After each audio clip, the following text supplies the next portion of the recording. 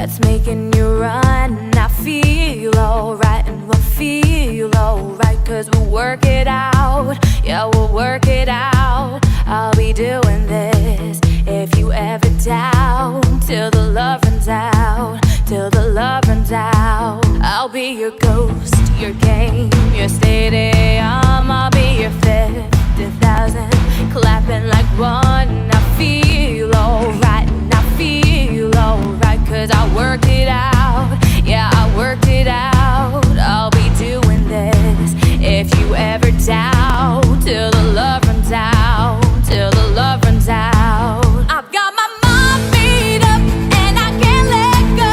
I'm killing every second till it saves my soul. I'll be running till the love runs out, till the love runs out. And we'll start a fire and we'll shut it down, till the love runs out, till the love. All right, hello, folks. It is that time again. That's Prime Time with Jerry McKee, and I have got a special guest for you tonight. Trey Calloway. He's a country singer and songwriter for the great state of North Carolina. He grew up singing in the church and was actually as a teen, and was inspired by the storytelling of passion of country music and the joy it brought him. And I think we lost Trey. I'm here. Can you see me? Uh, no, I can't see you, Trey. Just a Can't black see. image. I can see you. I can see you perfectly right now. I'm not sure exactly what's going on, but I can see you. Yeah, all of a sudden you went blank. Can you see me now? I can't see you now at all. You might have to go out and come back in. Okay. Somehow Well, we lost. it's crazy. I can see you. I'll be right back. Give me 1 sec. Okay. He'll be right back. It's, technology does that right there. We'll see Trey be coming right back right here. But, he started writing at the age 15.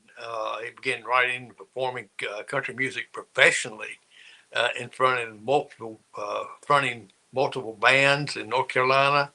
Hold on a second. He's back. Oh, no. He went back blank. Well, he bought and come back in. But then he moved to Myrtle Beach, South Carolina in around 2016, where he performed a lot, the Trey Calloway Band. And still wait for Trey to come back. He's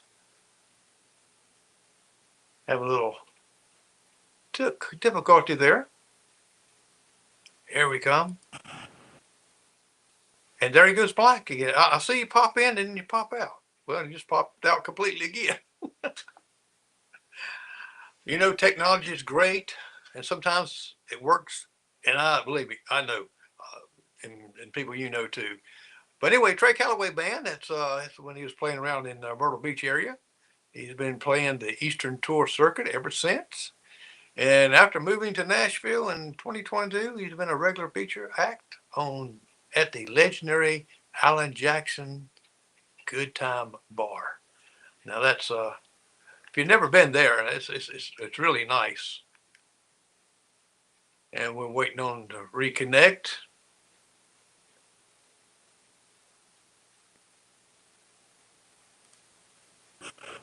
Oh man, every time I click him up, so somehow or another, whoops, he just went out again. Oh, folks, just give us patience. Like how things like that work.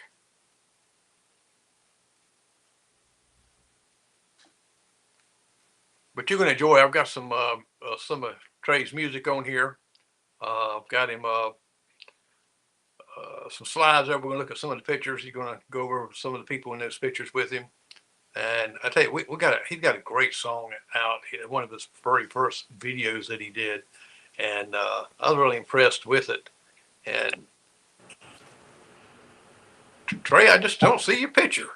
Yeah. Can you hear me? I'm not exactly sure what's going on, to be honest with you, Jerry. I'm sorry.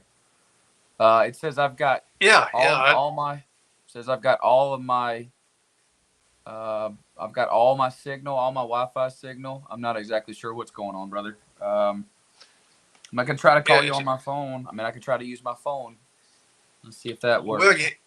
yeah, you have to connect with that link if you can do it with your phone. See how Yeah, that works. that's what I'm on. That's what's confusing. Let me try it one more time. Let's see here.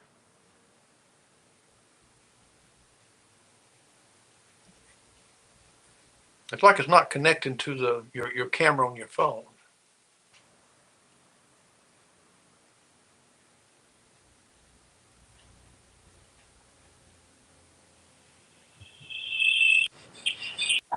Well, I'll see you now. Can you see me now?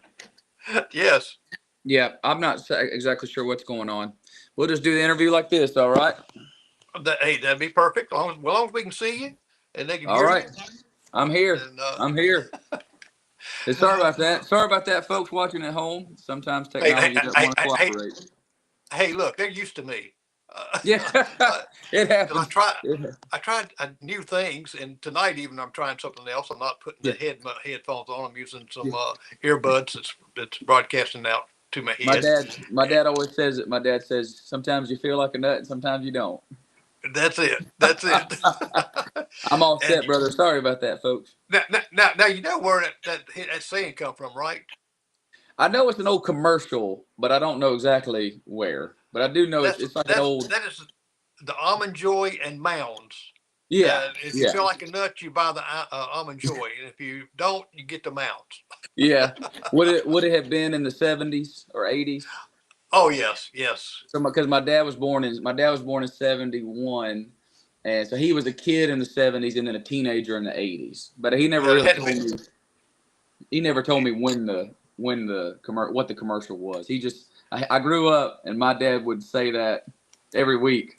Sometimes you feel like a nut, sometimes you don't.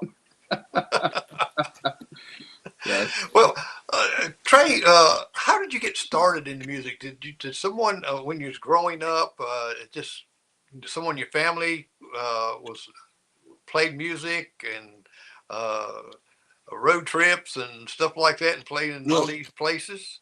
that's a great question. So my whole mom's side of the family is pretty musical. Just about all of us can sing, at least a little bit, sing a little bit. So we would always sound like a choir when we were singing "Happy Birthday" to people and stuff during the holidays. We would always sound like a choir. But really, my musical career started. My father, speaking of my dad, was a Pentecostal evangelist when I was growing up.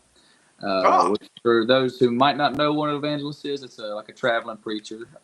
He would travel to different churches in the Church of God, which was the denomination we were in, and he would preach revivals, which is like a series of nights in a row where he would preach at that church. And well, I see, would sing. I'm a Presbyterian pastor. Very Uh, cool, very cool. All uh, right, so you know what a revival is. My dad oh would go yes. and preach these revivals, and I would always sing before he would preach his sermon. And the first song I remember singing in church was "Angels Among Us" by Alabama.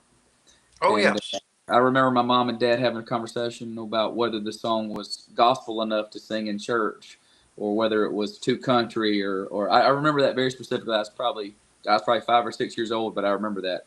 I remember them talking about it in the kitchen. I was just standing there, not didn't have a clue what was going on, but I remember them talking about that.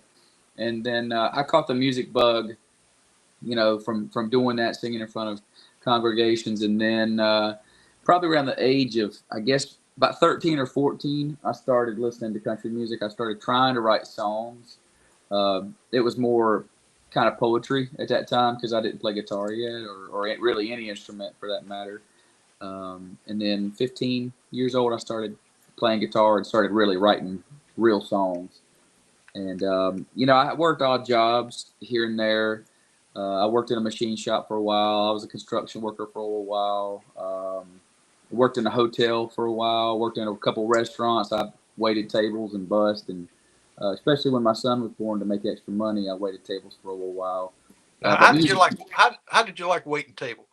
So waiting tables, I have the utmost respect for waiters and waitresses nowadays. Really, anybody in the service industry, from playing in clubs and bars and stuff, bartenders and waitresses and waiters, uh, they're some of the best people in the world. They get treated very poorly sometimes, um, and don't make enough money to deal with the amount of stuff they have to deal with. That being said, I think I had a guy walk out on. I think he'd run up like a $250 uh, bill, food and stuff, and he found one little thing to complain about, and he just got up and left. Him and his girlfriend just got up and left, and the manager was expecting me to cover the cost of it, and I was like, "Nah, I'm not going to do that." And I think I maybe worked the rest of that shift and then quit that job very quickly after that. So, but Yeah, music, they have music, a hard. And yeah, when you've been in that business, you really respect oh yeah, the wait staff and all. Now, what? And I read on your bio that you play a harmonica, you play yep.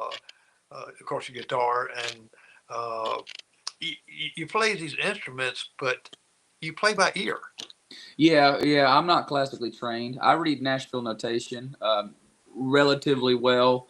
Definitely not like a session guy would, or a lot of band players. But I can read charts enough to know what's going on in the song and sight read pretty relatively okay.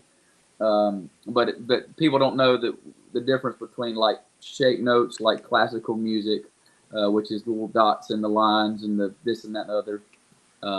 I don't read that at all. I can tell you what the notes are, what they represent, but as far as reading it, I got nothing. I took a couple of classical music courses. I went to a school of the arts my junior year for about half of the year. I went and tried to be classically trained, and it didn't work out. I wasn't very good at it, but I read Nashville notation pretty well actually, and that's a series of numbers. When guys record songs in recording studios in Nashville, Tennessee, um, there will be the chord of the song. Say the song's in G, that'll have a corresponding number, and that's one. And it's complex, but that's the kind of notation I can read pretty good. And Now, how did you get? That's really the only thing us natural guys really use ever. I hardly ever see anybody break out sheet music. I mean, I'm sure there are plenty of session players in town who can read actual music, but I'm not one of them. Now, how did you pick up the harmonica to play it? Because I know I have a cousin there, Freddie Banford. He plays professionally harmonicas. He got a belt, got different Yeah, keys and yeah, stuff on it, and I just it just blows me away that you have to take a lot of breath yeah. to do So that. I don't want to oversell. I don't want to oversell my harmonica playing to the folks watching. I am a very rudimentary harmonica player, and I should practice more than I do. I've got like a series of licks that I can do on the harmonica that kind of sound kind of cool, and I'll break it out every now and then and do it. That's kind of the extent of my harmonica playing. I am by no means like a professional harmonica player. I had a dream that I was going to become this great harmonica player, but I grossly underestimated how much work it takes to be a truly great harmonica player. My best instrument is either the guitar or the drums. I'm a pretty good guitar player, and I'm a pretty good drummer. Those are the Wow. two. Those are the two best instruments I play. Well, now around 15, you began writing and performing country music professionally. Yes, sir. Now, it blows my mind because I remember at 15, I can remember back that far, and I can barely remember what happened the day before, much less Same here, man. writing, writing. And where did you get your inspiration? Hey, you met 15 years old. What was your inspiration in writing? I think about that sometimes. As like what was I writing about? I didn't have any life experience at the time, but I think the biggest thing I was trying to do was emulate my heroes. I think that was the biggest thing. Was at the time I was big into Alan Jackson. I was big into Garth Brooks. I was big into Jason Aldean and the Chris Young stuff, and I was trying to emulate my heroes. I was trying to sing about the things I heard them singing about that I really enjoyed listening to, and I had a little bit of girl experience. I'd had my heart broken a couple of times by some girls and stuff. So I was trying to write about that. I remember I remember I was dating this one girl, and I wrote this song called Country, which spells country, and I was so proud of it because the hook was like, Country, and I was like, man, I wrote a great song. And then this girl I was dating, she was a big country music fan as well. And she was like, I think Joe Diffie's already got a song called Country. And I went and listened to it, and sure enough, man, it's the same melody, it's the same song. And I was like, well, I got to go back to the drawing board on that one. But that was really what it was. I mean, it was me trying to emulate my musical heroes. I remember I wrote this. The first song I remember really finishing was a song called Tomorrow. And I played it, for my whole family, and they loved it. But it was really a basic song. And it's crazy how your songwriting grows, Right, and that's how it goes. And I love artists that like you write your own music. You'd be surprised some of the professionals that don't write their own music. They have other people write their music. And I tell this every time I talk to someone is that the Oak Ridge Boys, Richard Sturbin, was telling me about how they got to Elvira. Was by one of the writers stopped at a stop sign. There's a sign that says Elvira. He went down that road. He wrote it down. And he got to Bumpa Mau because that road was so many potholes it hit. Well, South Carolina, we got potholes. Oh, yeah. Oh, yeah, man. Now you can always tell when you cross. You can always tell when you cross from North Carolina into South Carolina because you be driving, all of a sudden But Nashville's every bit as bad. Man, Jerry, they call Nashville Crashville, man. There's potholes galore in this town, dude. It's horrible. We got them here. I had my wife. She disappeared for 3 days. She's in a pothole. Finally come back out of it. It's really crazy. That's a good one. I never heard that one before. That's a good one, man. Now you fronted a multiple bands while you was in North Carolina. I did. I had a couple of. Go ahead, finish your question, and then I'll answer. Go ahead. Yeah. Do you remember? Do you have different names for the band, or? Yeah. Oh yeah. So the first I would call professional band I ever played in was a band called Far Roads, and great bunch of guys. I mean, I'm still friends with those guys to this day. We were a top 40 country band, and we had this booking agent. And he was running us all over the East Coast, and we would go out west a little bit. But I remember that was like no original music. It was just we were just going to these clubs and playing like 4 or 5 nighters and just doing the hit. If it was a hit song on country radio at the time, we would learn it and we would put it in our set. And most of these clubs wanted danceable stuff. They wanted to line dance. We would go to Pennsylvania, and we would go to Virginia, we'd go to Georgia and Florida. And even South Carolina and some clubs in North Carolina as well. And these clubs wanted us to play dancing music. It was country, but it was like line dancing. Right, a lot of line dancing, clogging. And I learned a lot about touring at that point. I mean, that was the first touring experience I'd ever had. I played, in bands and stuff in my hometown, but never toured like that. And then when I got to Myrtle Beach, I had kind of the first ever Trey Calloway band, which was a great bunch of guys as well. I'm still friends with some of those guys as well. And you moved to Myrtle Beach in 2016, right? I believe so. I think it was 2016 that I moved there and made my first. I remember making my first record. I remember making the Carolina Man album in 2019, I believe. And man, I was just a baby. I didn't know hardly anything about recording. It was kind of like, hey kid, you just sit over in the corner and we'll do all the tracks and then we'll let you know when it's time to sing. And it was a lot of fun, man. I learned a lot of stuff from those guys. Mike Rogers actually produced that record. Mike played with Craig Morgan for a long time, and Jimmy Fortune as well. He's in Jimmy Fortune's band. I believe still to this day he plays with Jimmy, and wonderful musician. He's actually from Myrtle Beach, South Carolina. He was the one that produced that first album. Oh, okay. I wrote every song. I wrote every song on that first album. Every song on that first album was a solo write. It was a song I wrote by myself. I had no co-writers. I didn't even know what co-writing was at the time. And you can hear it in that album. That album is very rough. It's very raw. Some of the half of the songs, at least, are over 4 minutes. And for those of you who get to know about songwriting, 4 minutes is running on the long side of a song. So there's now your band, the Trey Calloway band, at least you didn't have to really come up with a crazy name, because Yeah. I know some bands got some crazy names, Yes. like Yeah. John Cavity Beaver Brown Band. Yes, sir. I Oh asked man, him one. that's those guys are they did the soundtrack to Eddie and the Cruisers, right? That's Eddie and the Cruisers, right? Exactly. Man, Yes, that's and two of my favorite movies. I asked him, I said, where did you get the name, the Beaver Brown Band? He said, we locked ourselves up in the garage, and there was a paint bucket over there. And we've been Yeah. in there for hours, and it said Beaver Brown Paint. Yeah, And that's where we got our name. that's awesome, man. Oh, those are two of my favorite movies, man.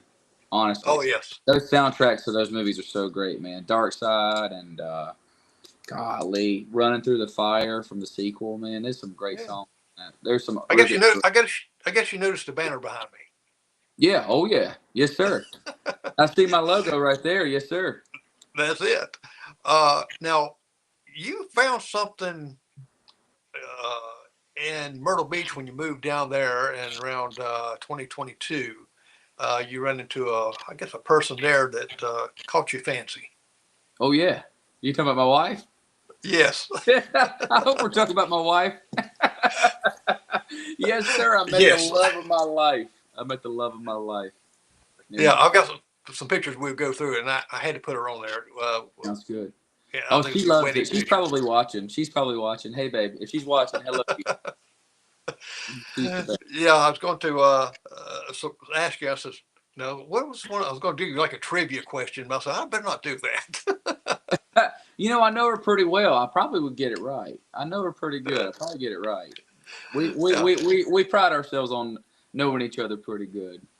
Well, that's great. That's what you're supposed to. And as you grow older together, you will find yourself. You'll still be surprised later on in years. My wife's shocked every day from me, because I'm just kind of bounce off the wall.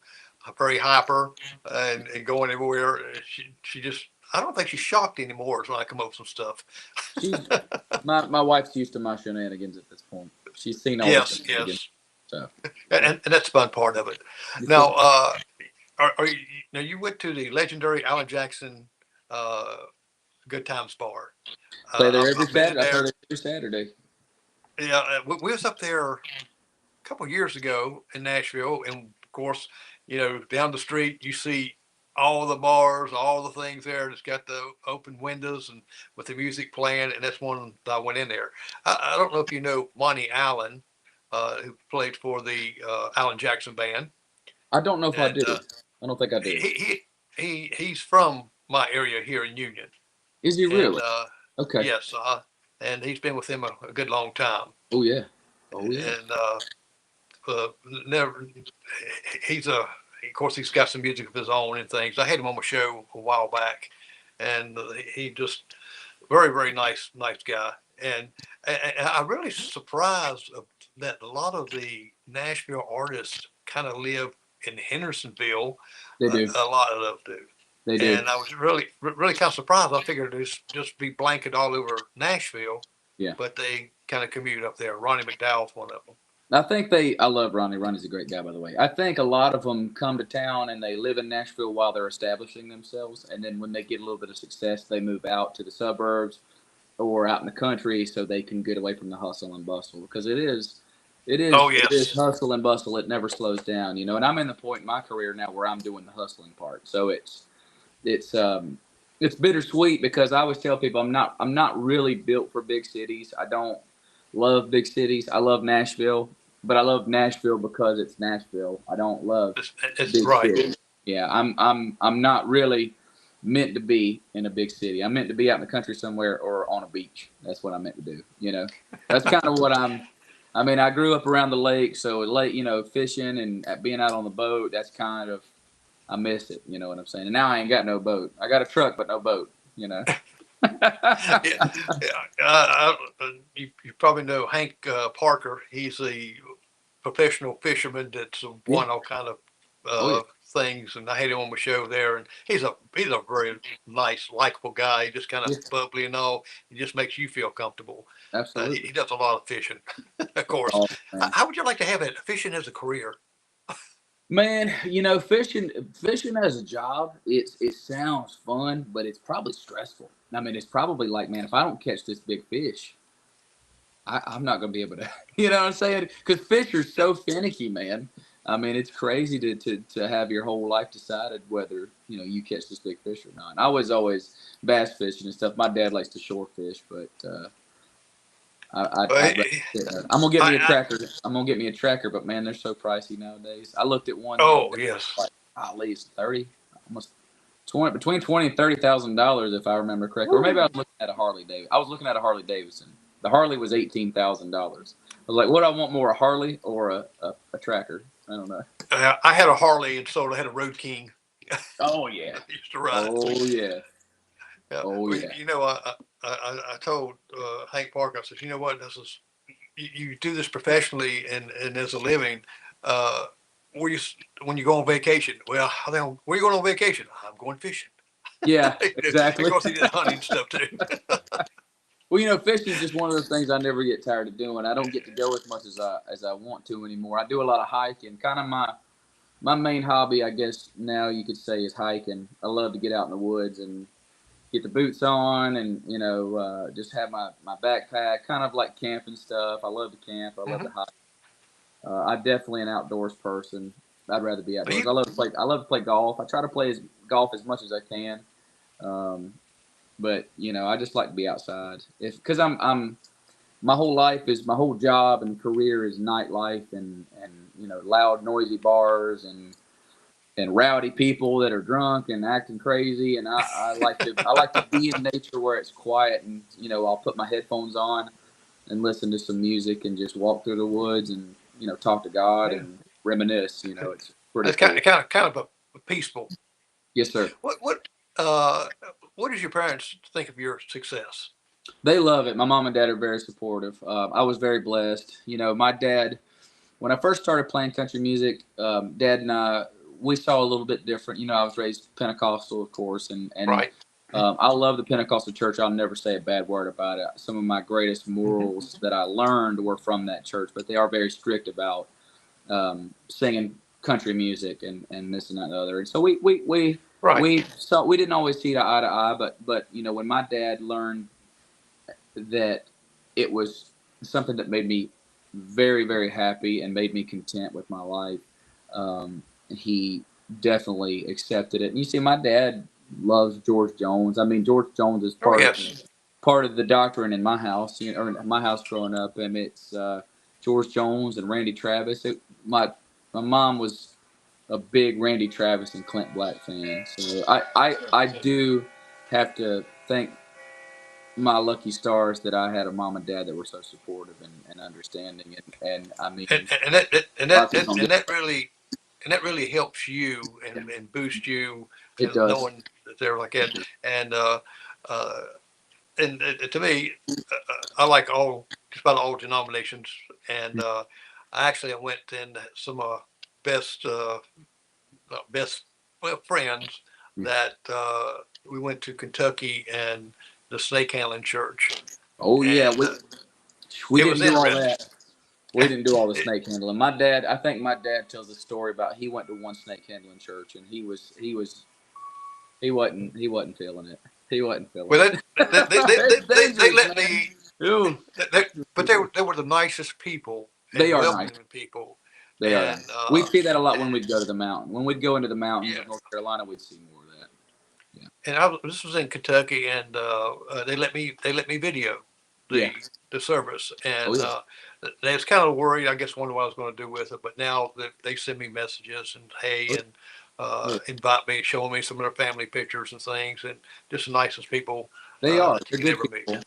I remember anytime my dad would go West Virginia, Kentucky, the mountains of North Carolina, even the mountainous parts of South Carolina. That's where they do a lot of that stuff, man. So it's yeah, it's a whole And different you ball play game. and you play banjo too, right? A little. I play enough banjo to if I'm holding banjo on stage, I'm not going to embarrass myself. I'll say that. I know all the chords, but as far as like bluegrass banjo, like playing the lead, man, the banjo's tough. But I've got one. I've got a 5 string banjo. I love that thing, man. And looking at All of some the other instruments all the other instruments I play, I more or less just picked them up and noodled around until I figured out how to play them. And that was kind of like my extent, I could play piano, banjo, harmonica. It was all kind of tinkering, just messing around with it until I got a sound of it that sounded pretty good. And I mean, really, my guitar playing's like that too. I don't play. I wouldn't say that I technically play the guitar the right way. I'm sure that somebody who's classically trained would say, "Oh, you're doing that wrong," or "You're doing that wrong." But I make music that I like, and that's all that matters, you know. I had a lady on my show. Her last name is Benz, Benz, Yeah. and she could tear that electric Oh, yeah. guitar up. I mean, Oh, yeah. she just blew me away. Yeah. About the best I've seen. I think I'd put her up with Jimi Hendrix or something, you know, That's close awesome, to that. man. Yeah, I've always been a singer first and foremost. Singing has always been my first and foremost instrument, and I picked up instruments to surround my voice with, and that was you know, like some people are instrumentalists first, and they learn how to sing because, you know, they can't find a lead singer for their band or something, and they start singing. I was always the guy who sang, and then I played instruments to add to that. You know what I mean? Yeah. I tell you, I want to play one of your first videos. Now, we got another one to play too, but I want to play this one here because this is I really enjoy. I watched it over again because what you told me about that first video. You just tell me about your first video there. Are you talking about Heal This Family? Yes. You're talking about Heal This Family. So Heal This Family. Yes, sir. So Heal This on a complete shoestring budget with not a lot of money, but a bunch of people who really enjoyed what we were doing, and the whole community. I mean, it was like this community of people got together with me and made this video. It wouldn't have happened without Sandy, my mother-in-law, and it wouldn't have happened without Tony, the guy that directed the music video. So I have to give the most credit to both of them. But man, there were just so many of my friends that came out. God, there's so many people in that video. I can't remember all of them now. I mean, it was years ago now, but I'm so proud of that video. You know, you when you think back on certain points in your career and you say, oh, man, we didn't have buku money to throw at it. We didn't have this, but we made something that we really believed in and something that was true to our heart. And I wrote it during 2020, all the stuff that was going on and all the crazy stuff that was happening in our country. And I just was like, man, we just need to put the guns down, put the anger down, put the metaphorical anger down, and just try to get along. We are a lot more alike than we are different. You know what I'm saying? And that's what the song was. I mean, and it's definitely got a gospel vibe. I was raised in church with gospel music, and I make no excuses. It's definitely a gospel song, and well, it gives that message out there. And let's take a look.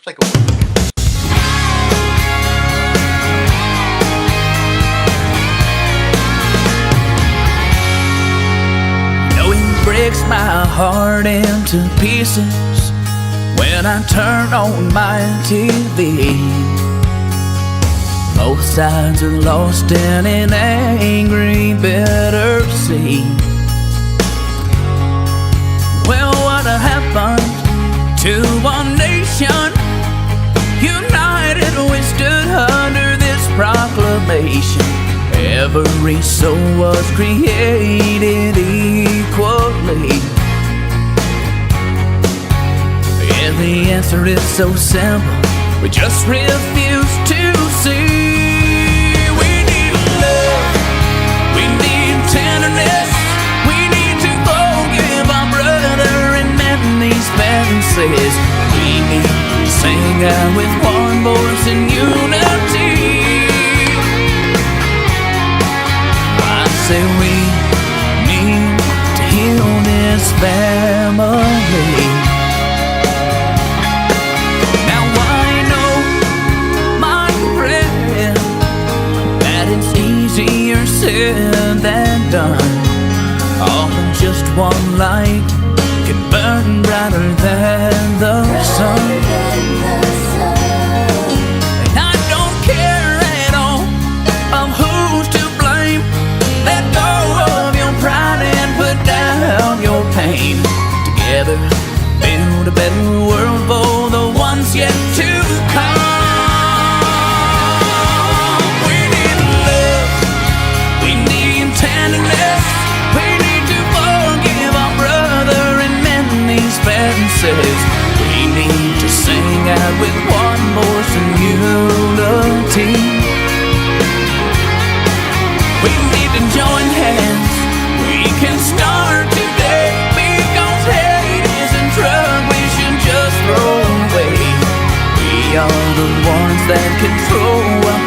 children see.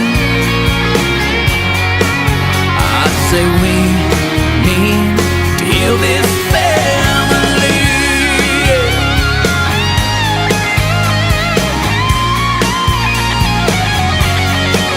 Oh, divided we fall, united we stand. Just a simple message from a desperate man, singing at the top of my lungs for the whole world to see. Well, now come on, y'all. It starts with you and me. We need love. We need tenderness. We need to forgive our brother and mend these fences. We need to sing out with one voice in unity. Well, we need to join hands. We can start today, because hate is a drug we should just throw away. We are the ones that control what the children see. I say we need to heal this family. I say we need to heal this family.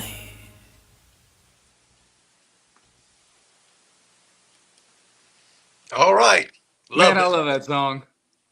Oh, I'm yes. proud of that video. I'm proud of that video.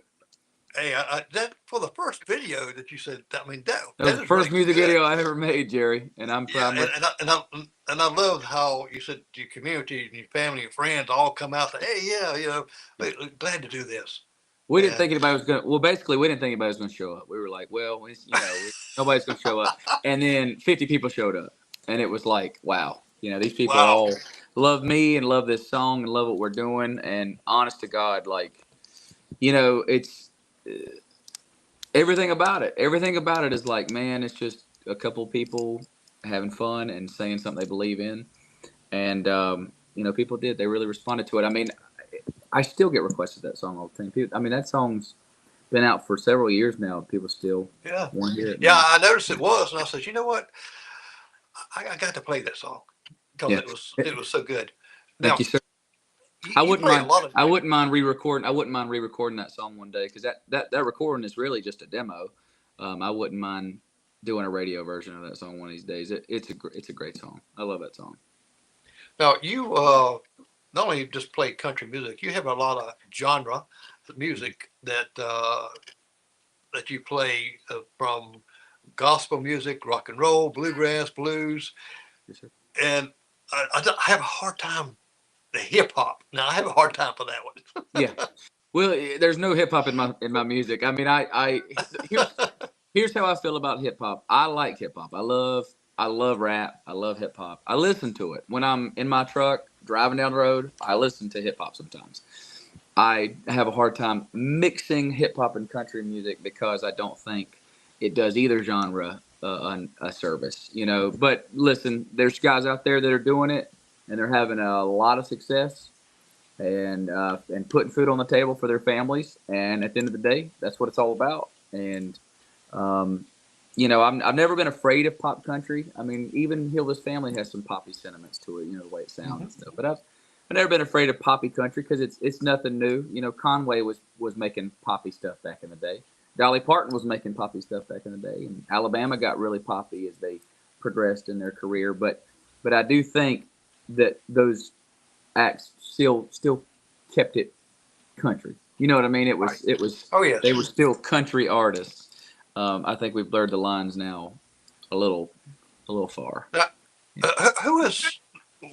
What artist was your most influence on you? Definitely Garth Brooks. It was definitely Garth Brooks. I would say a close second would be George Strait, and then I was when I got into high school and started playing in bands. Jason Aldean was kind of the one guy, him and Luke Bryan. So I was heavily influenced with Jason Aldean's music. I would say he was the one that put the drop D kind of bluesy southern rockness in some songs that I've had before. You know, Jason Aldean's music, a lot of those early records he put out were almost exclusively in either the key of G or drop D. And that was very much that was very influential to me as an artist. You know, those drop D riffs like She's Country. Johnny Cash is in E flat, but it's still a down-tuned top string. Right. And then like, Tattoos on This Town. All those early records of Jason Aldean's were very. He had a sound. Those were as influential to me as the '90s country was too. You know, and sometimes I don't give him enough credit. You know, Jake Owen. Some of Jake Owen's early stuff was big influence on me too. You know. Now you got to open for some notable musicians like Joe Diffie, Tracy Lawrence, Pat Green, Edwin McCain, Trent Thompson, and I guess recently Craig Campbell. Yeah. Yep. And Craig is really cool. He and I still talk quite a bit. He's a good dude. He's a good dude, and he's got a pure heart. You know, this town can change you if you let it. And it hasn't changed him. He's a good guy. Okay. Well, we're gonna show some pictures here, and you can talk a little bit about these pictures. Yes, and, please.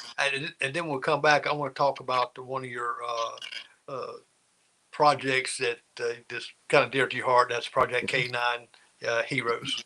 Yes, sir. All right. Where was you playing? I know where you was playing at this. That's AJ's Good Time Bar, man. I can't even begin to tell you what year this would have been. That's James playing guitar, so that's probably about 2 years ago now. There's Blair. There's Blair and Tristan. So the bass player, the fiddle player, and the drummer are all guys that still play with me. And the fella playing lead guitar on the far left, he hasn't played with us in a while. His name is James. He's a great guitar player, but we just don't get to play with him very much anymore. We got a guy named Darcy that plays with us normally now. This was at AJ's Good Time Bar. I would say this is probably about a year or two ago. You can always tell the thing with me is the hair. If my hair's short, it was more than a year and a half ago. If my hair's short, my hair looks pretty short here. Yeah, I'm growing. Let's check this out. I'm growing it out pretty long. It's gotten pretty crazy back here. Yeah. So we measure your time. Yeah, I'm like a tree. I'm like a tree with the rings. However long my hair is how much time has passed. So this is at the Troubadour on the right. That's at the Troubadour. I think I was singing in a vocal competition for the Josie Music Awards. That's where I met. I already knew Roxanne. There's a lady named Roxanne Atwood who's real sweet, and she's actually the stepmama of my drummer Tristan. And she worked for the Grand Ole Opry for years and years. Her husband, my drummer's dad, is a guy named Tim Atwood. He played piano at the Opry for about 40 years.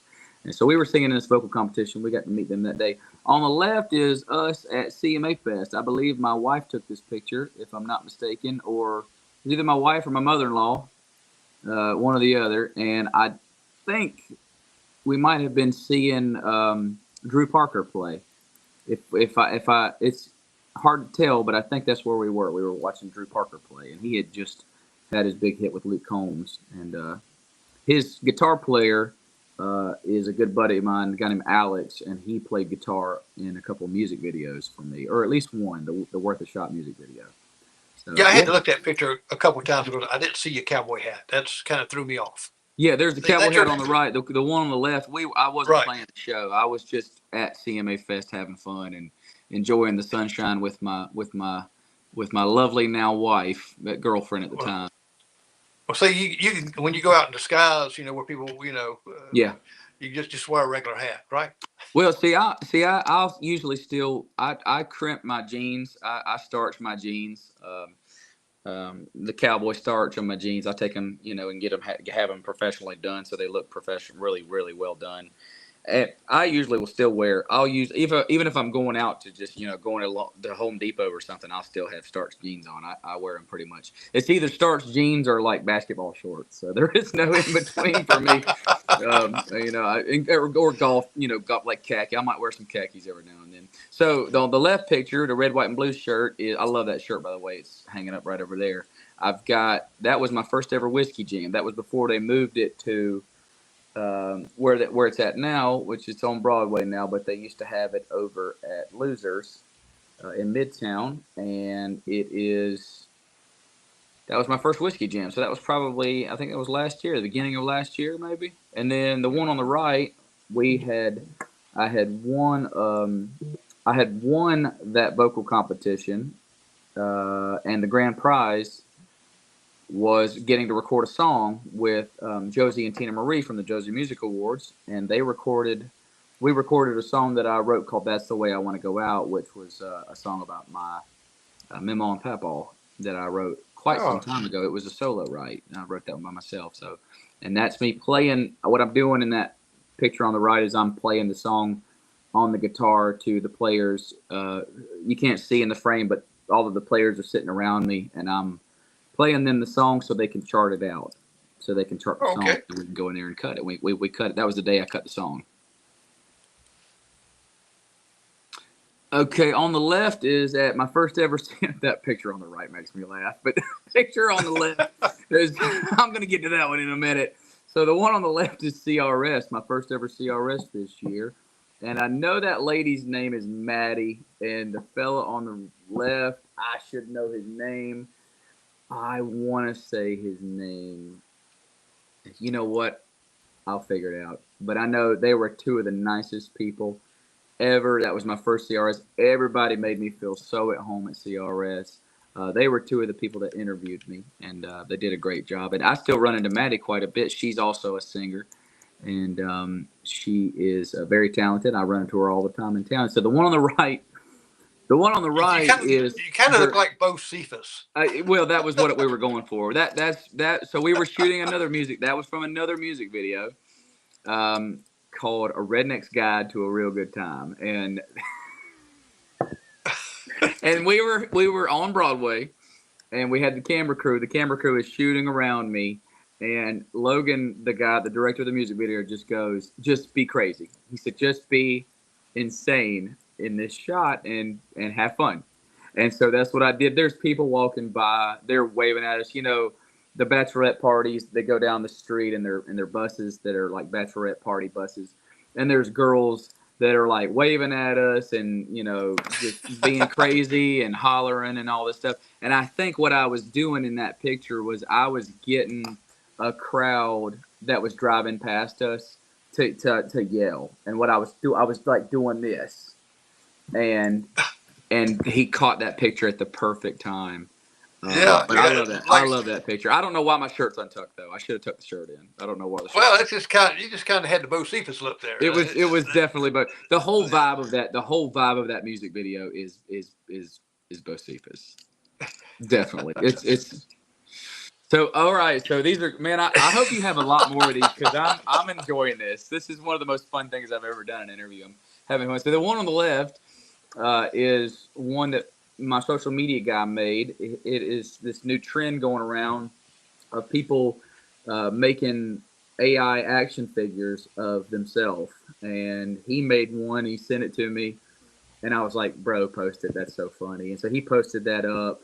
A lot of people are posting those now, but that's actually from a picture. He used a picture of an upcoming song that I've got coming out. So that's the well, you know, it looks like you. It really does. It does. He nailed it. And some of them, I've seen some of other people's, and they don't look anything like him. They really, exactly. He nailed me on, like, we nailed it on that one right there. It turned out great. So I love it. Yeah. It's a wonder if you ain't got somebody saying, hey, in your merchandise, so you got that action figure for sale? People have really asked me if this is really for sale. And then I wish it was. I wish I had that kind of money to have those made. I'd like to just have one for myself. It'd be fun to just have one. It'd be a good gag gift to give family and friends for Christmas. Wouldn't it? Yeah, it'd be nice. It'd be a good gag gift. I'm surprised that this AI trend hasn't turned into somebody with a toy making company actually doing this. I'm surprised that hasn't happened yet. Well, anyway, I'm sure even you, Jerry, know who that fellow on the right is. That is the one and only country music legend himself, Whisperin' Bill Anderson. That is Whisperin' Bill Anderson, one of the greatest country artists to ever be in this industry, and one of my heroes. And he and I was invited to sing at his church, and that's where that was. We're at his church, and I played a song of mine called "Forgotten Man," and then I played another song that was a cover. I believe I played "Amazing Grace," if I'm not mistaken. And afterwards, I walked up to him and I was like, "Sir, if I don't take an opportunity to shake your hand, I'm gonna regret it for the rest of my life." So I got to shake his hand and meet him and talked with, and he was very complimentary of my music. And he and I keep kind of toying around whether we're going to get to write a song or not together.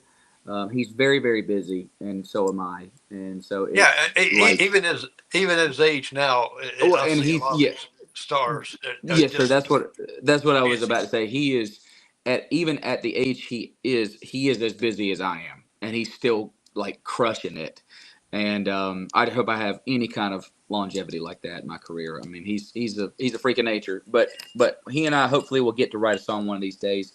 A fella that wrote some songs with me for my new upcoming album, a guy named Terry McBride, is another buddy, and he was in the band McBride and the Ride. And we were talking about the three of us getting together and write some songs. So hopefully, I'm speaking it into existence. Hopefully, that'll happen in the future. It'd be great. I mean, two of the best songwriters to ever live. Him and Terry, honestly. With your toy on the side, you said about giving away as gifts. I hope you have more of these pictures. I hope these aren't the last ones. I hope I've you got have a more. couple more. Let's go. I'm ready. When I go into restaurants, Yeah. where people a lot of times tell the waitress to take a picture of them. Yeah. Oh yeah. Well, I have my phone up and I asked the waitress, I said, "Take a picture of me." She said, Yeah. "Just you?" I said, "Yeah." I bet she's thinking, "You're so conceited." And so I said, will you take one of me? She said, "Yes." Yeah. So I got these little photographs of me Yeah. tucked inside my phone. I pull out and Yeah. give her a photograph of me. That's funny. That's funny. So, will you take a photograph of me? I get it. Yes. Honestly, that's a good joke. And if you walk around with a stack of pictures of yourself in your pocket, and you say, "Hey, will you take a picture of me?" And you say, "Here you go." Yeah, I got it. I just got it tucked inside my phone. That's pretty good. Was like it, and I just handed it to him. That's pretty good, Jerry. I like that, man. That's funny. All right. So that is that woman on the left. So I'm using my phone. I cannot tell.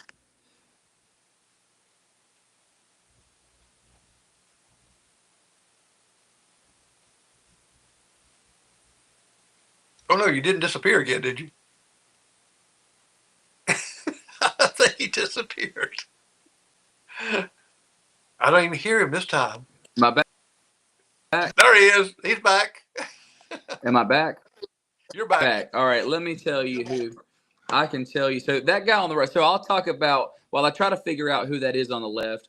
I will talk about who that is on the right. So that is Dom, my social media marketing manager, and also one of my best friends. I was actually with him today. We were shooting some content, and that was down in Texas at the Texas Country Music Awards. You can see the emblem on the back. That was the Texas Country Music Awards.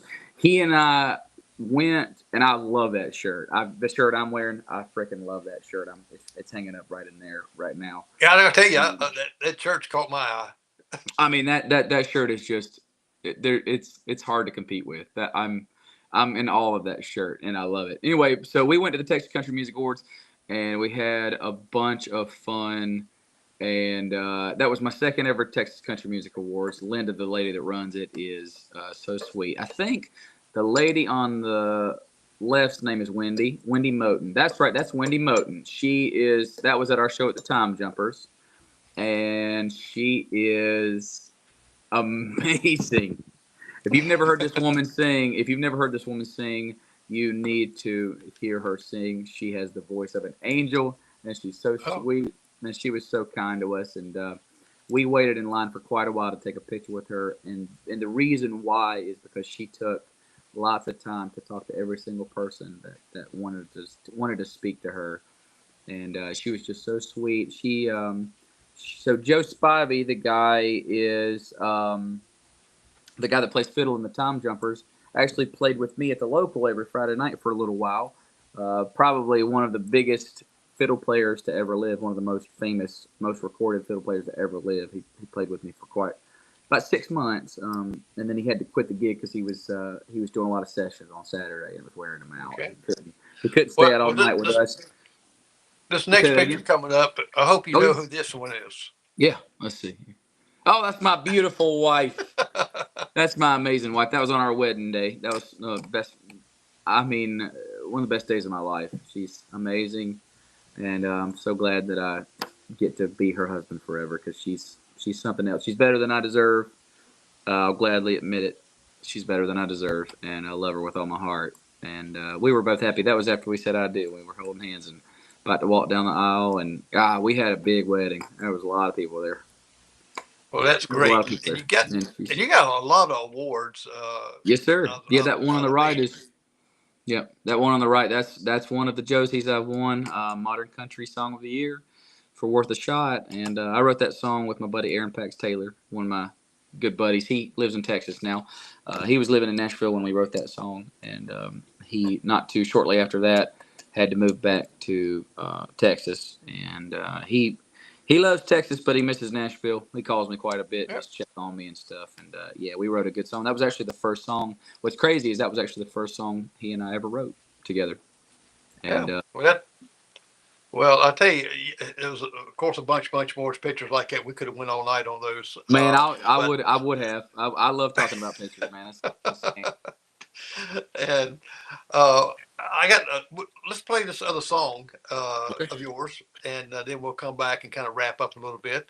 All and but I want him to hear this song here too, and we'll talk about it when we get back. Okay.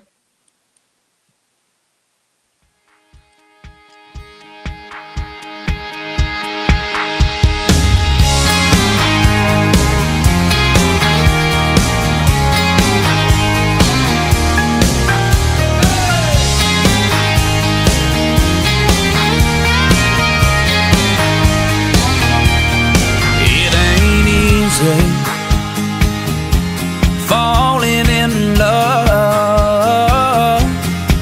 Well, my heart's been broken too many times, girl, enough's enough. So I go out to our favorite spot and I tell them all I'm over you and our love. In the middle of a crowd with the music up loud, nothing's gonna kill this buzz. Then you walk in and the world stops turning. My heart starts burning again. It's irresistible when you whisper, baby, how you been? And I'm caught up like a feather in the wind. Here I go again.